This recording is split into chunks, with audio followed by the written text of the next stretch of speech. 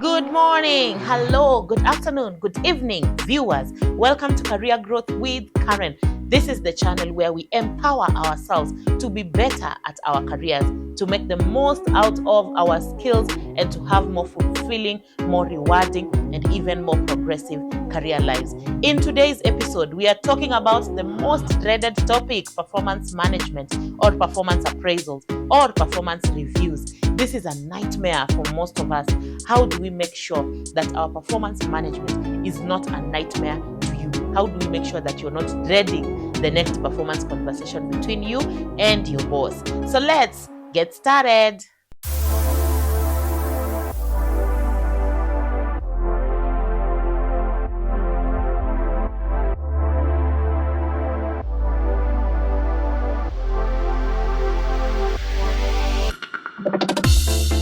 This is Career Growth with Karen. So, guys, performance management is a nightmare for many of us. We hate those conversations. We hate the process. And why do we hate it? Rightly so, because for some of us, we have experienced it as a very punitive process. We have experienced it as something that only takes us into disciplinary meetings and disciplinary conversations. Some people say performance management is a way to manage you out of the organization.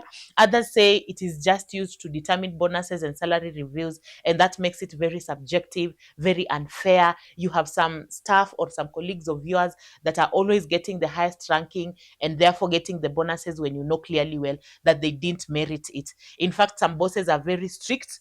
They will deny you the high scores. Others are very lenient. They give others the very good scores. And the whole process is just very subjective. And it's marred with a lot of bias and a lot of unfairness. And there is so much negativity around performance management. Now, I would like to tell you performance management is a developmental process, and it's such a wonderful process if you do it correctly. I have personally used performance management process for my own professional growth, for my own career growth, and I will be showing you how you can do this, how you can do performance management in a way that will work for you.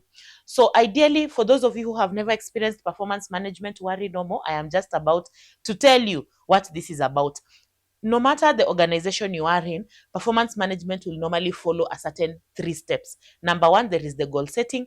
Number two, there is the interim reviews. And number three, there is the final review or the end year review or the end period review. So usually that's what it is. It's about setting goals at the end of the performance period and then reviewing those goals at the end of the performance period, and in within maybe having an interim performance review session.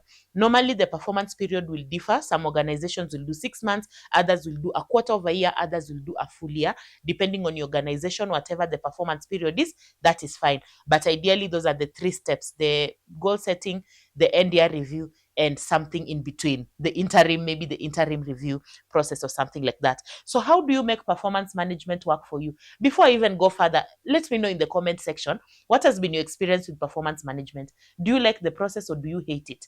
And also tell me if you're liking the process or hating it. Are you hating it as the person doing the performance, or are you hating it as the line manager who handles the performance conversations with other people? Let me know from which side of the divide you're talking about, and let's see your experiences. Let's see the good, the bad, and the ugly of performance management right here in the comment section. Now, how do you make it work for you? The foundation of performance management is goal setting.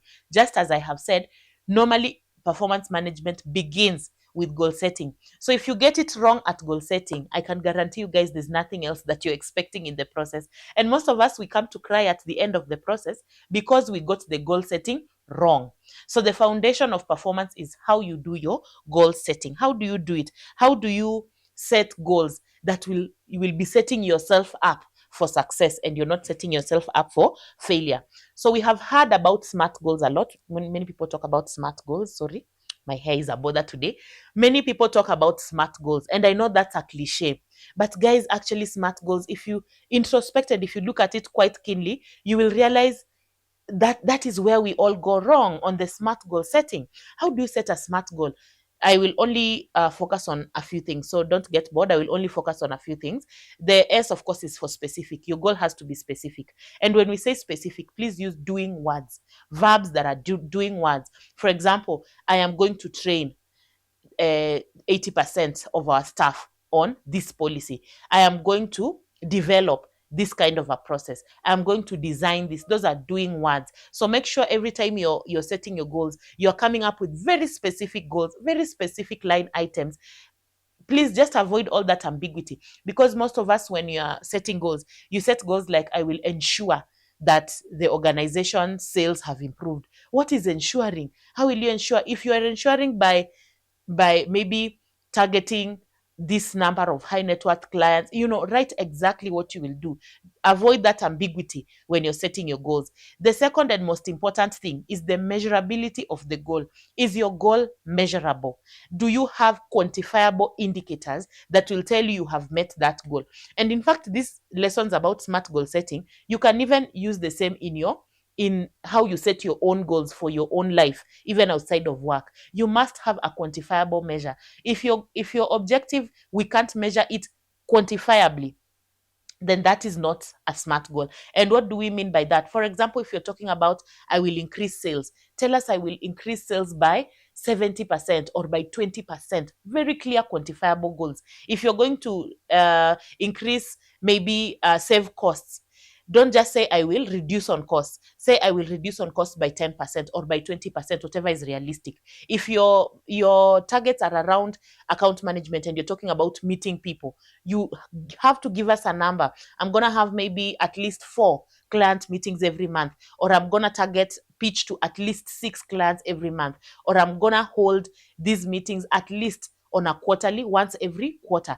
Give it a quantifiable frequency or a quantifiable measure. That helps in making your goal objective. Remember, guys, at the end of the period, the performance period, you're going to be reviewing. And we normally have lots of disagreements at that point, because you started out the year by saying, I will increase sales.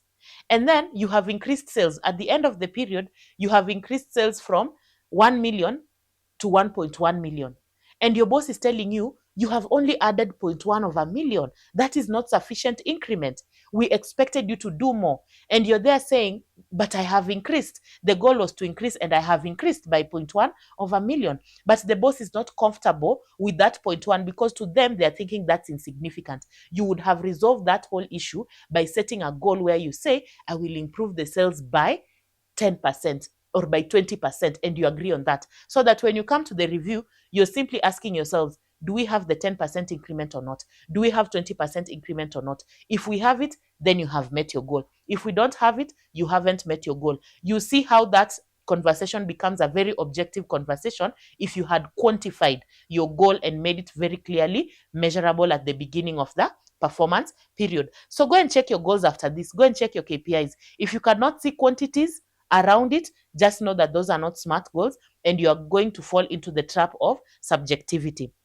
The next thing is making sure your goals are actionable or achievable. What does that mean? They are within your scope. Some of us set goals that are totally out of scope for us. For example, I always give this example. I'm in HR. I want to, maybe I'm setting a goal around automating a system. I want to automate the performance management system, which is currently paper-based, and we would like to have it automated.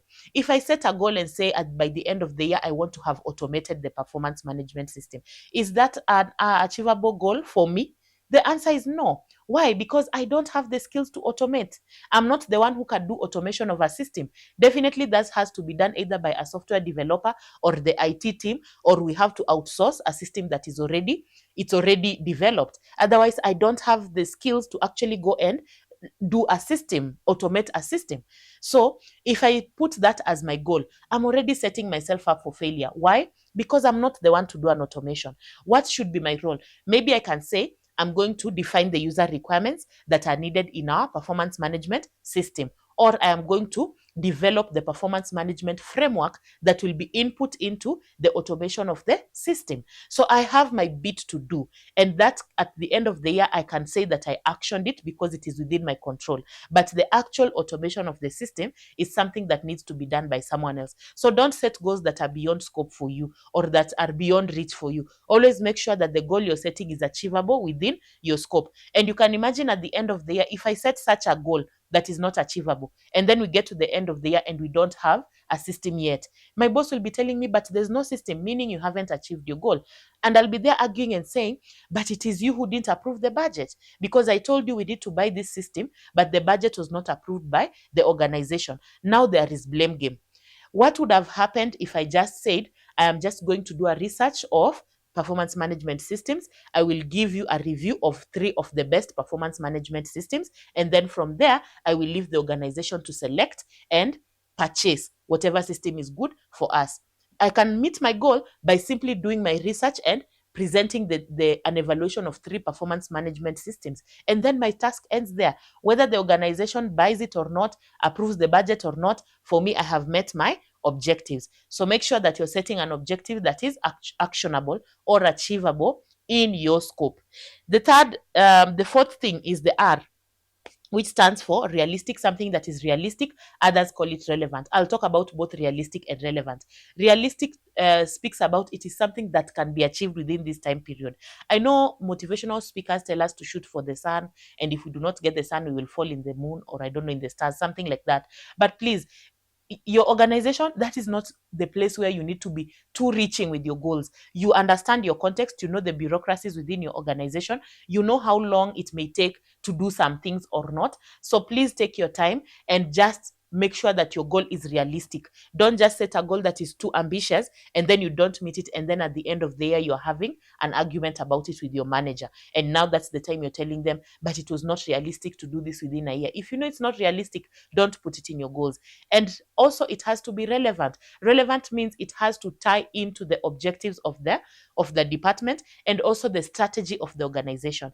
If what you're doing or your objectives have no connection to the strategic direction of the organization, you may succeed at them, but because we don't see how this is helping us achieve the strategic objectives, I will still tell you, I don't feel your goal. You know, you have performed at it, but I still am not ready to give you a good rating. Why? Because I don't see the relevance of what you have done to our strategy. So always make sure that your goals, the objectives that you're pursuing, have a direct linkage to the strategic direction of the organization. You can actually compare your objectives with the strategy, and you can see how your objectives are helping to meet the strategy. Make sure it's relevant. And lastly, make sure it's time bound. So when you say I'm going to do a training, say by when you're going to do the training. Maybe say in the first quarter, I'm going to do this training. In the second quarter, I'm going to achieve this. In the third quarter, this. And in the last quarter, this. And that helps you to break down your annual goals into bits and pieces that you can handle within maybe every quarter. If you set goals for the quarter, you are able to break them down on what you will be achieving every month. And that helps you to have SMART goals. So what does that mean? At the end of the year, there are some goals that you're supposed to achieve, but you won't achieve them in this performance year. So you will clearly say that we are looking to automate the system, but within this performance year or within this financial year, we will only afford to do user requirements and do appraisal of the systems. And then in the next performance year, we can now move on to the next stage. So always make sure that there is a timeline to what objectives you are setting. Now, after you have set SMART goals, remember we are saying the purpose of setting these SMART goals is to make sure that it's very clear whether you achieve it or not. And it will only, even if you have the worst boss on earth, if your goals are SMART and they are quantifiable, there is little or no room for subjectivity. They are forced to be objective because the goals are very objective and quantifiable, and the numbers usually they don't lie. If I achieve 10% increment as we had discussed, you cannot say it is not 10%. You know, 10% is 10% because the numbers are very clear and they don't lie. The other thing that you need to take note of is feedback.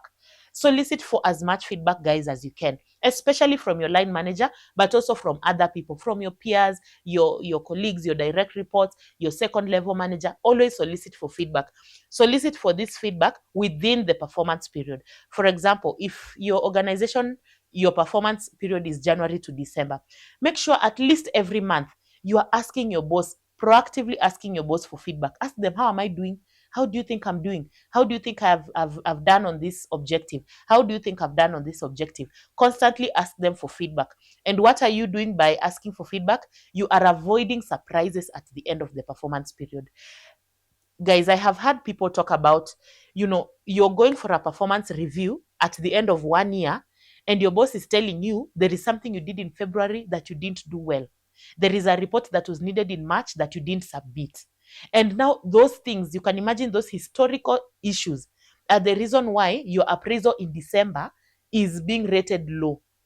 And of course, it makes us angry because you're wondering, but why didn't you tell me in February? Why didn't you tell me in March? Because we have no control over what your boss will do or not do, I want to put that responsibility on you. Be the one to solicit that feedback. You already know what your goals and objectives are. An example is, for me, one of my objectives would be to make sure that I'm training the organization on risk assessment and quality assurance methods or techniques. Now, I need to do this on a quarterly basis. When I do it in Q1, I will go to my boss and tell them, I have already done this training. What is your feedback? How do you think I did it? If there is anything I did wrong, if there is anything I missed, I'm giving my boss the opportunity to tell me at that time, so that in Q2, I'm able to improve or now do the right thing, and in Q3 and in Q4. By the time we're getting to December, this objective, I shall have performed well in it. Maybe there's something I missed in Q1, but I was able to incorporate it in Q2, Q3, Q4, and now my rating should be good. Otherwise, if I don't do that and there is something I do wrong and then I continue to do it, at the end of the period, my boss is going to tell me, you didn't do well because you didn't train this aspect well.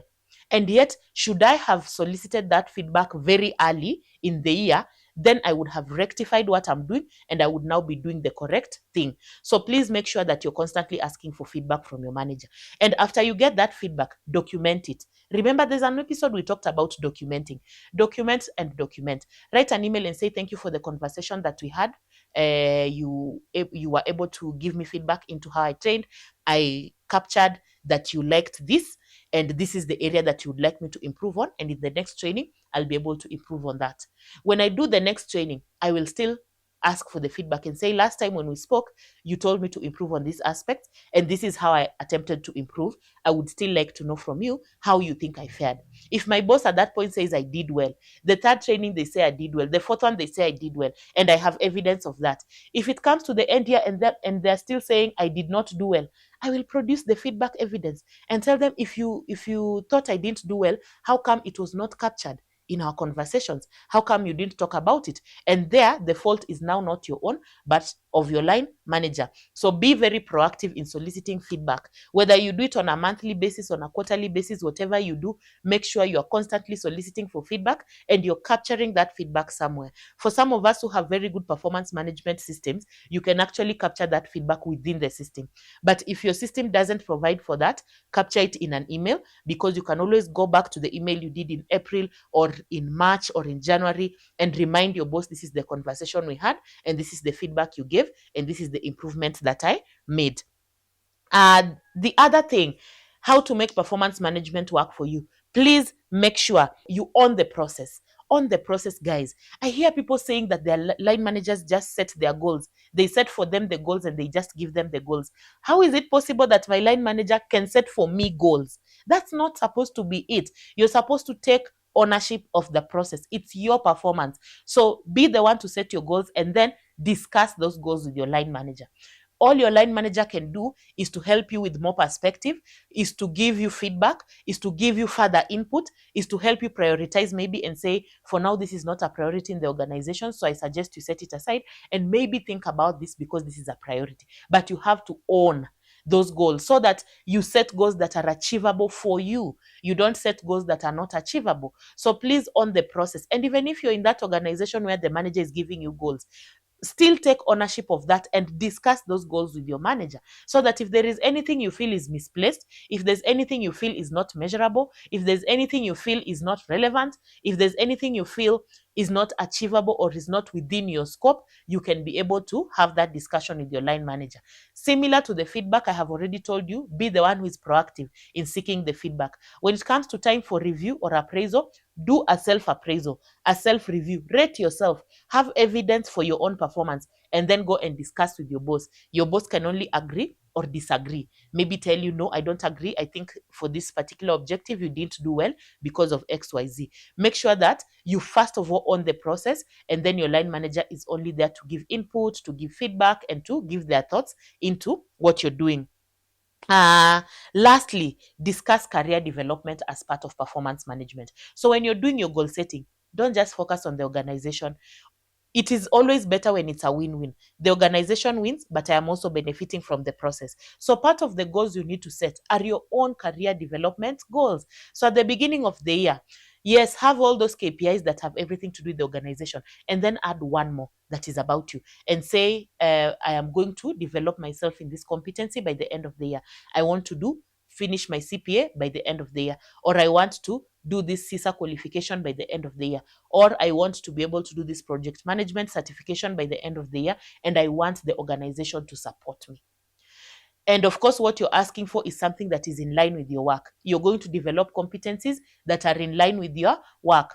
So when you put that in there, discuss it with your manager and tell them, I would like by the end of the year to have completed a Prince 2 certification.